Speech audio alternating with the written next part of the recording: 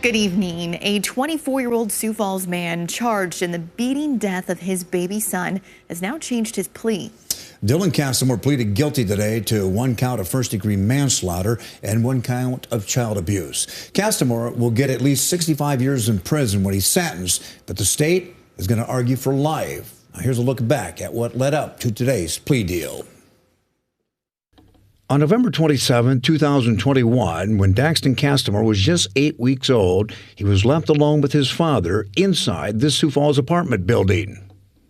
The infant suffered skull fractures, bruising, and broken bones, and staff at Avera McKinnon Hospital couldn't save him.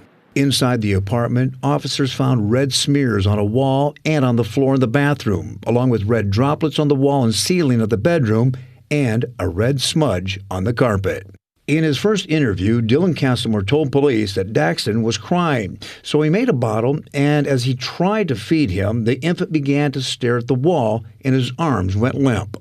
But that's not what police heard when they listened to surveillance video shot outside the apartment. Around 11:20 Saturday morning, there was crying, followed by a slapping or hitting sound, more crying, and a loud thud.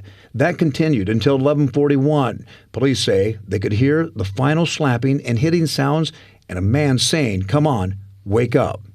Just minutes later, Dylan Castamore called 911. I did talk to the baby's mother, Chrislyn Gregory, who didn't want to go on camera, but she did tell me she wants life in prison. Are you going to argue for life? Absolutely. Minnehaha County Deputy State's Attorney Jennifer Heenick says Chrislyn is doing as well as can be expected, but she supports the plea deal. We discussed it with her. We discussed it with the detective, Pat Murtis, who has worked tirelessly throughout this case, even through today. Heenick says the evidence is overwhelming and disturbing, and now that a plea deal has been struck, Castamore will avoid a jury trial. Whenever you have a case like this, it's difficult to have jurors come in and have to listen to that kind of testimony and see those types of pictures and things like that. So really, ultimately, I think in everyone's best interest, really, to not have to go through all of that. No sentencing date has been set. The judge did order a pre-sentence investigation.